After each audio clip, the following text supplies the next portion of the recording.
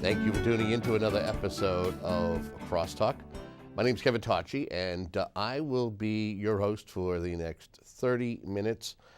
This particular program is designed to be a vehicle to inform you about a lot of things that are happening in the two communities that we serve, Whitman and Hanson. It also is something that we use for regional purposes, conversations, events that are coming up, issues. Hey, around the corner we have town meeting and elections. That also is a great reason to be able to sit in front of the camera and talk to you. Today we have a gentleman who is looking for your vote come later this year, not only for the primary, but if he's successful during the September primary, he will look for you to pick him in November during the general election. We have Mr. Greg Eaton, who is running for state representative in the 7th Plymouth District. Now, the 7th Plymouth District is comprised of most of East Bridgewater, Abington, and yes, your town of Whitman. Mr. Eaton, welcome to the program. Thank you very much. I'm looking forward to the opportunity to speak with you. Talk to me about a little bit about yourself. We were just going to jump right into it and say, hey, but talk to me about yourself. Folks who may or may not know you, you're a Whitman guy. Tell us a little bit about yourself. Yeah, I'm born and raised Whitman guy. Been here for 29 years now. I went to the Whitman school systems all the way through. After I went to Whitman Hanson, I graduated and went to Quinnipiac University, where I got a degree in TV and radio production, so I'm pretty comfortable in front of the lights. And then I went into the TV business, and I've worked there for about 10 years now. So I'm looking to bring those talents and those abilities of problem solving to the State House. What is it about politics that made you say, I want to throw my hat in the ring, especially for this particular race? So I'm not going to lie to you, it's not about politics. It's about the people of this district. I think that the people of this district deserve a representative that's going to work as hard for them as they work for their money. And right now I don't feel that there's anyone in the race that does that. And Jeff Deal's been doing that for the last 8 years. And I don't want to see the seat go to someone that's not going to work as hard as Jeff has for these people, because these people deserve it.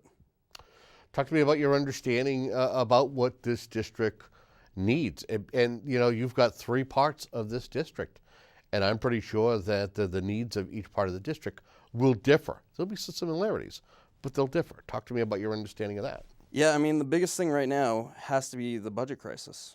All 3 towns are facing huge gaps in the amount of funding that they have from the levy to the amount that they need. And a lot of that has to do with the schools.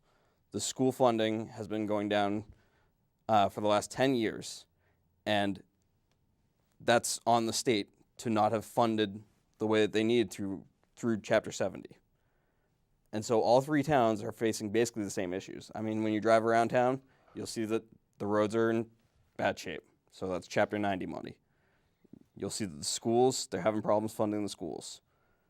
If they're having problems funding the schools, then they're having problems funding the rest of the town budget. Just in Whitman this past week, our Board of Selectmen voted to put a 2.5 override for operational expenses because the schools needed 9% in order to maintain their services. So instead of making the schools go for the 2.5 override, the selectmen chose to fully fund the schools through the levy and then put the operational expenses for the town into the 2.5 override. That's a scary notion to me, that the towns have to put operational expenses into a 2.5 override. To me, a 2.5 override should be used for a one-time expenditure. It shouldn't be used to operate the towns. What is it about being a state representative that, other than trying to go up there and bring home the bacon, what do you feel some of the other duties of a state representative? State representatives represent the people of their district, whether it's on budget issues, whether it's on crime issues, and lobbying the state to take on different routes for criminal punishment.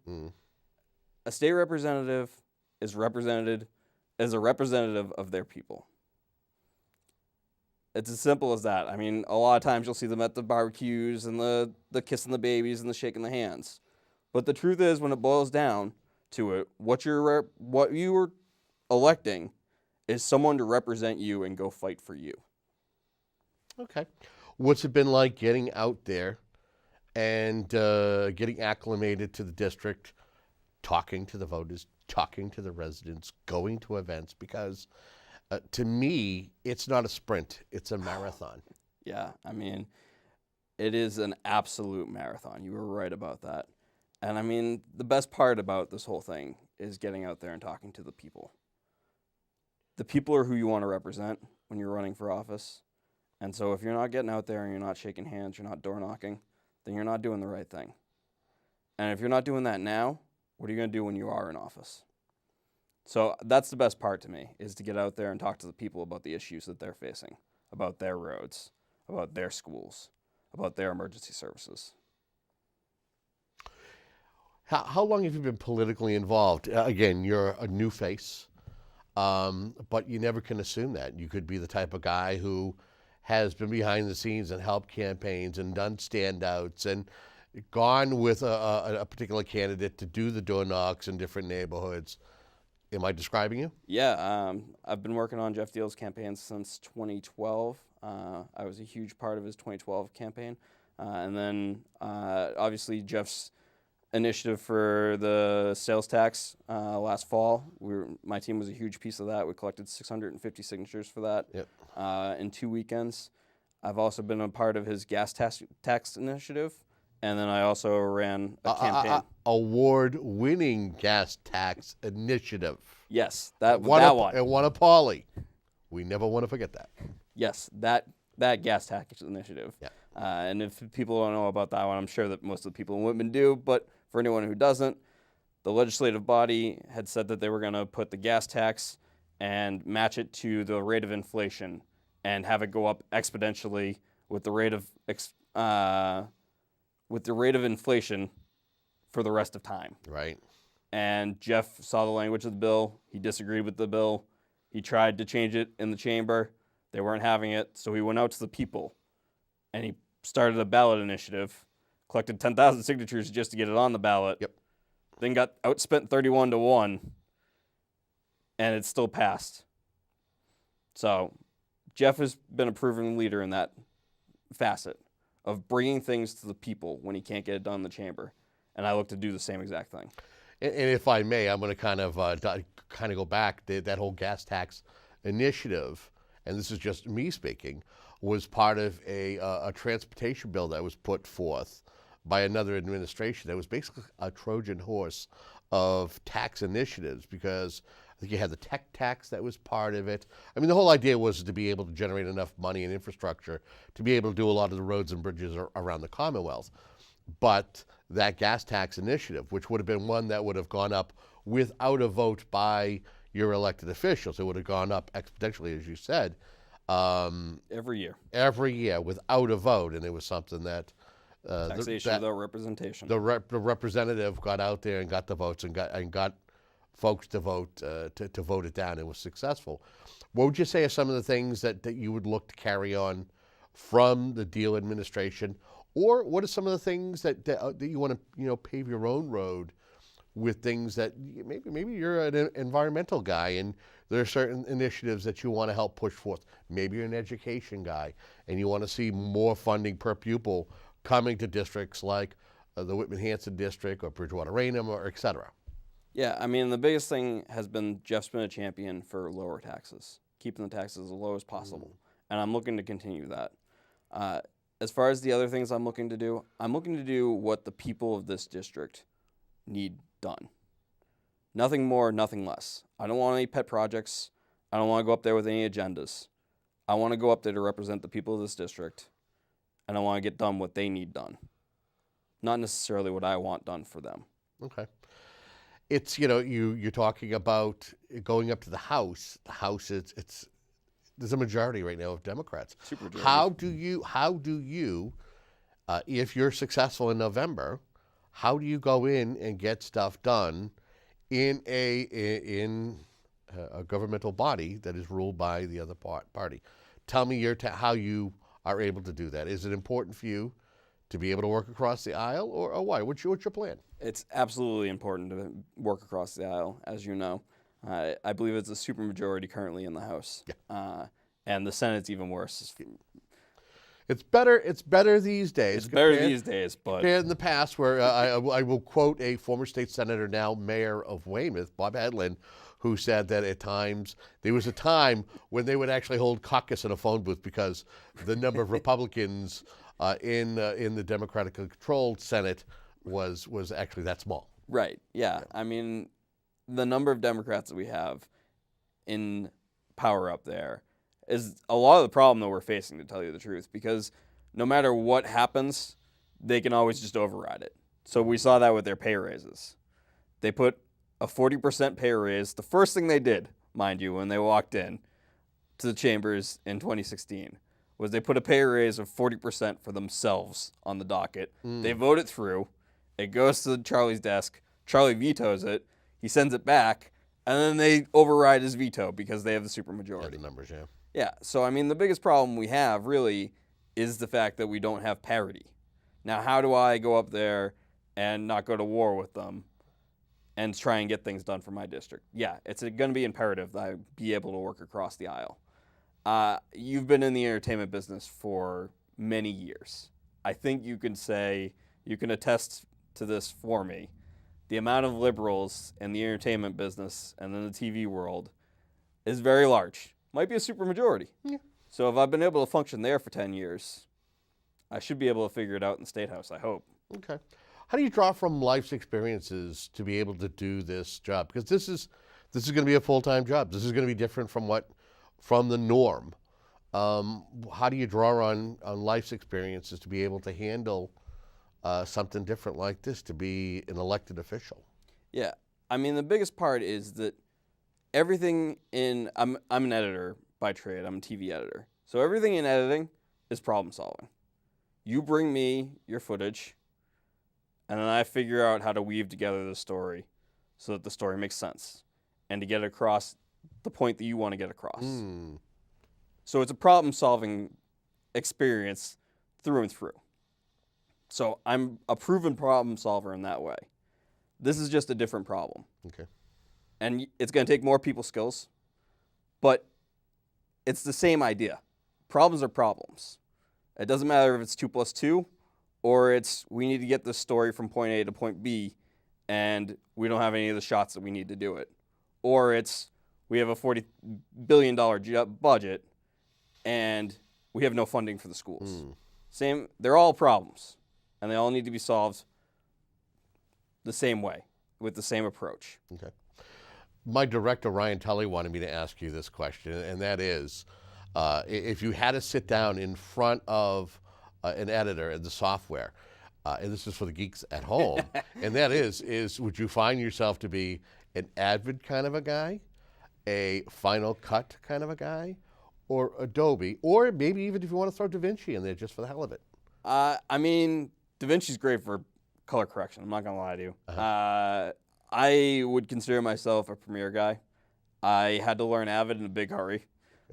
So I just heard a gasp in the other room, but okay, continue. I had to learn Avid in a big hurry. I originally cut my teeth on Final Cut, so I can use all three of them. However, I prefer to use Premiere. Okay. Why do you prefer to use Premiere? And then you're trying to get the geek vote right now. So I think that Premiere is the easiest one. It's the most intuitive, is the way I'm going to put it. Okay. Avid does what you need it to do, but only if you know how to make it do what you need it to do. Yeah, while they're all similar, the timelines and everything, they all have a different way of being able to do certain applications, whether it's transitions, adding in graphics and stuff. I hear you. Yeah, absolutely. And I think that to sit down at a Premiere project's a lot easier than sitting down at an Avid project. You can sit down at a Premiere project and know the basics of video editing and get it done. Okay. You can sit down at Avid and know the basics of video editing in about 3.5 weeks. You may or may not have something that you can show. Okay. So let me ask you this: in your past experience, talk to me about some of the things that you've done in regards to being a member of an organization, whether you're a volunteer, maybe you're a Boy Scout, an Eagle Scout, maybe you're somebody who works with your church. Talk to folks about being somebody who's worked with different groups, and maybe at a particular time, one of the organizations or groups that you've worked with, you've been a board member, somebody who has helped kind of institute certain things and change. Do you have anything in your background you want to talk about in regards to that? Yeah, I'm currently a member of the Whitman RTC. I sit on the fundraising the subcommittee, where we don't really have a chair, but right now I would say that I am the chair of the subcommittee. Okay. And beyond that, going back previously, I'd worked with groups that were big fans of the film tax initiative. Okay, yep. The Massachusetts Production Coalition. As I've gotten further into the business, and I've realized that the taxpayers are really taking a bath on that tax credit. Yep. As a Republican, I've actually backed away from that group. But I was a member of that group, a dues-paying member.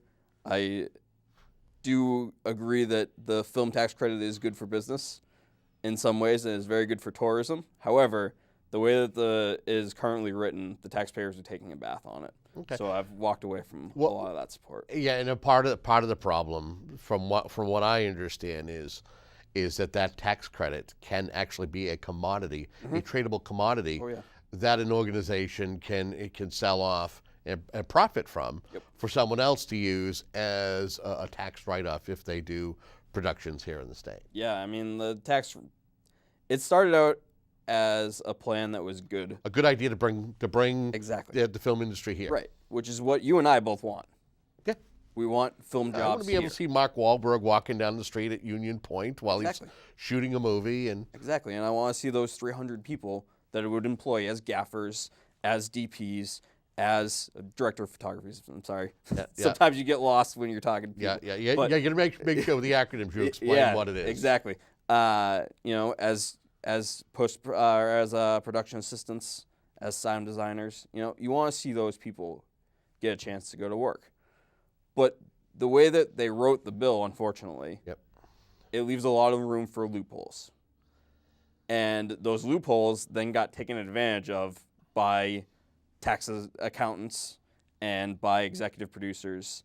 And basically what it turned into was that the taxpayers are now on the hook for these multi-million-dollar productions.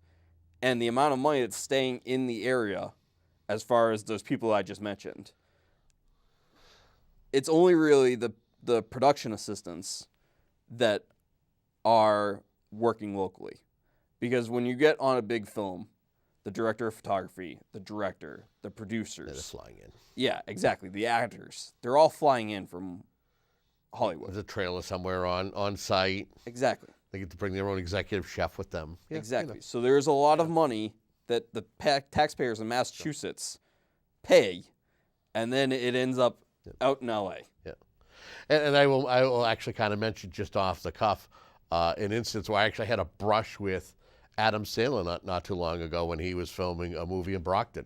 And as a reporter, I was going over there to report on that they were doing the shoot, and across the way from the Plymouth Superior Courthouse on Belmont Street was Adam Sandler's trailer. So I happened to be behind the back of the building at the time when they were shooting. They had shot the opening scene up in one of the courtrooms, and they actually were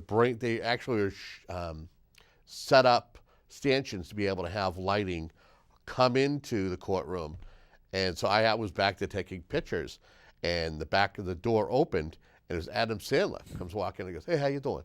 And walks over to his trailer. So I understand that what you're talking about in regards to that. Yeah, there's a small amount of people who are actually spending their dollars in the community, but you still want to have that. You want to have people coming here, spending tax dollars, and helping the local economy thrive. Staying with the district and local people, share with our viewers some of the conversations you've had with officials in East Bridgewater or in Abington or in Whitman, their concerns, because I'm sure you've had a chance to talk with them and get the temperature as to what they feel needs to be done by the next representative, or whether it's somebody to continue on the legacy of Jeff Deal or to start their own path. Yeah, I've talked to selectmen from all three towns. I've talked to school committee members from all three towns. The biggest thing is the funding, the local aid. It comes right back to the budget crisis. All three towns need more funding from the state in order to maintain their budgets. Otherwise, they have to go to the townspeople. Right. And then they have to up your property taxes. And that is a scary notion, because how many times can we go to that well? We've already got senior citizens, I'm afraid, are going to get priced out of their homes soon. Fixed incomes. Right. They're living on fixed incomes, and our taxes are going up faster than their fixed incomes are going up. So I am very worried that in the near future we could see an issue where we are pricing senior citizens out of their homes. And the selectmen of all three towns are worried about that. And the biggest piece of every budget is the school budgets. So, I mean, it all comes back to Chapter 70 money and lobbying to get as much Chapter 70 money as we can. But how difficult is that? You actually have a governor. He's a Republican governor, but he's also pro-charter schools. He's pro bringing in other educational elements to fortify and give options to residents of the Commonwealth. How do you go about asking for more money when the current administration is? I mean, they were supporting that ballot initiative. School choice. Yeah, school choice. Yeah. You know, the charter schools, when you talk to people about it, it started out in the right vein.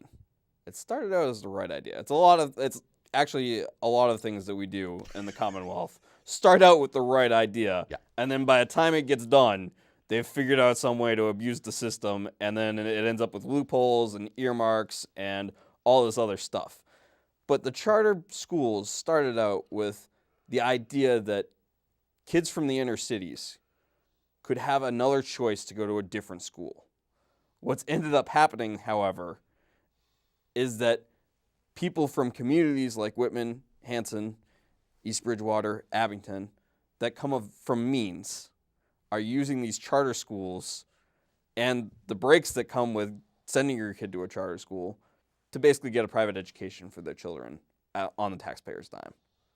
So, I don't know how we can get around the charter school mess. Charlie, you are absolutely right, pushed it. Like I said, it started out in the right place. It's something that he is in favor of, and it's not a fault. But it's, it's like the difference between crunchy peanut butter and smooth peanut butter.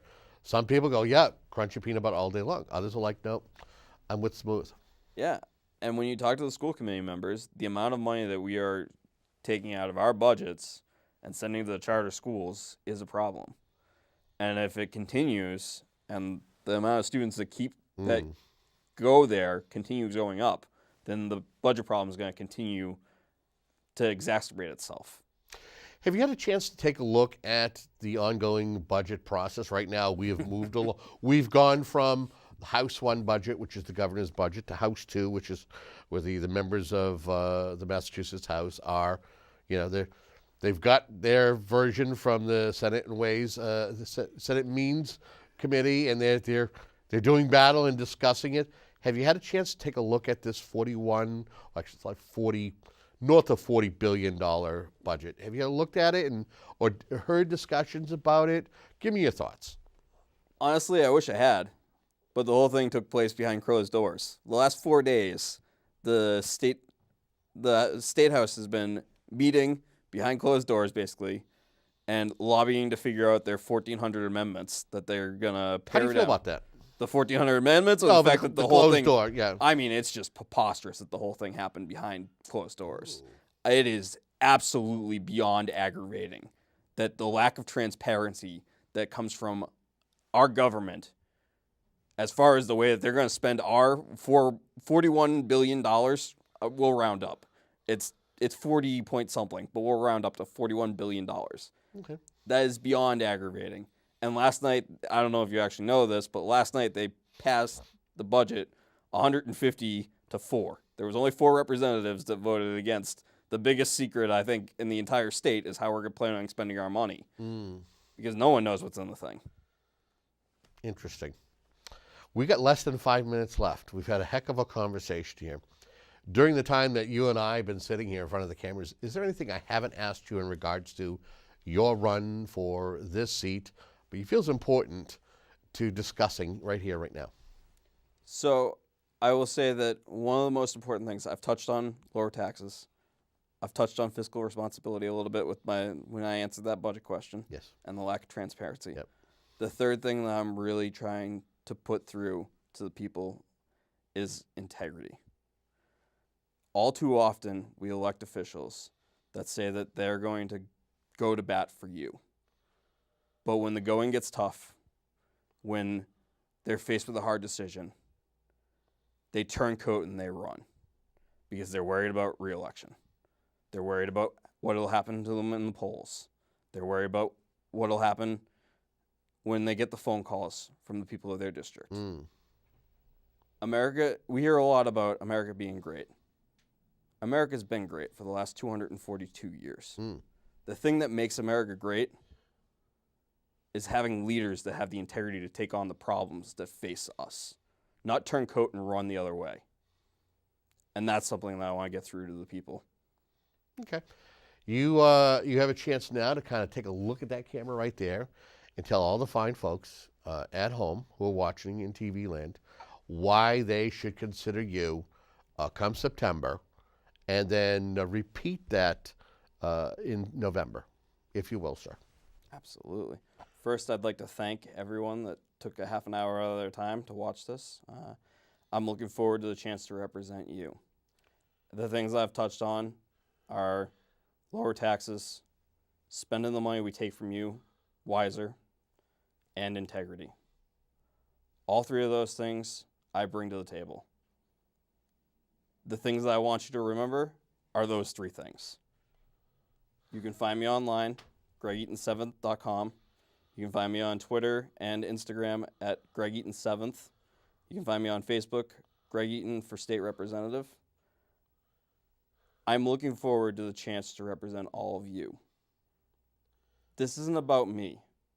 My name may be on the ballot. My name may be the one that's, well, I don't have a banner here.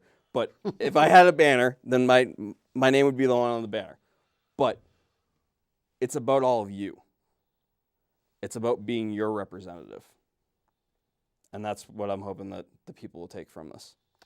Well, I wish you the best of luck, as I've wished the other candidates who have come through here, because it's not easy. It's not easy to get out there and basically be an open book to running for this and saying, hey, this is what I want to do. These are the things that I want to tackle for you. So I want to thank you for joining us here.